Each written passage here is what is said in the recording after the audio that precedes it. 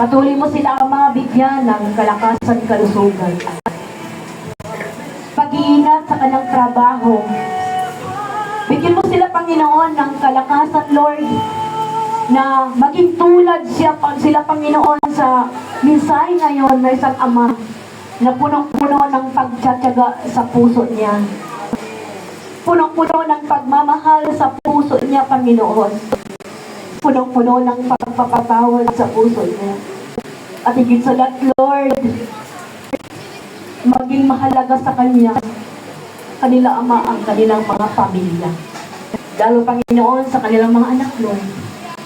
Sinasabi ka na sa mensahe na napakahirap na magpalaki ng mga anak kung sila po ay lumalabag sa iyong kalooban. Kaya salamat po, gagamitin mo ang mga amang ito sa tahanan.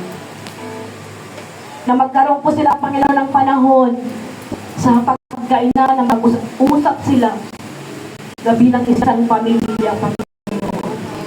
Na magkaroon po, Panginoon, ng disiplina sa buong pamilya, Lord.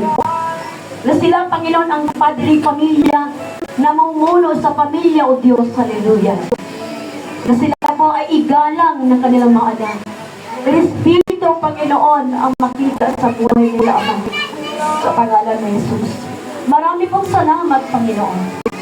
Pagpalain niyo po, Panginoon, itong mga ama na nandito ngayon. Wala man po, Ama, may bigay na mga token sa kanila.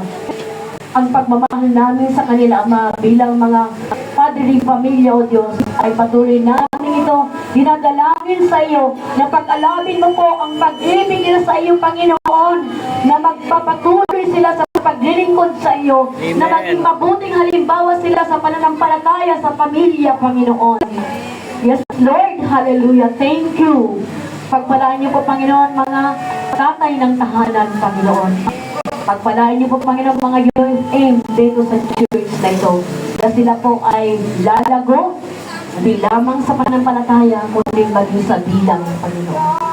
Marami pong salamat. Inialay ko na po sa inyo, Panginoon, ang mga mabuting ama na to sa tahanan ng bawat isa. Sa pangalan ng Ama, ng Anak at ng Espiritu Santo. Amen.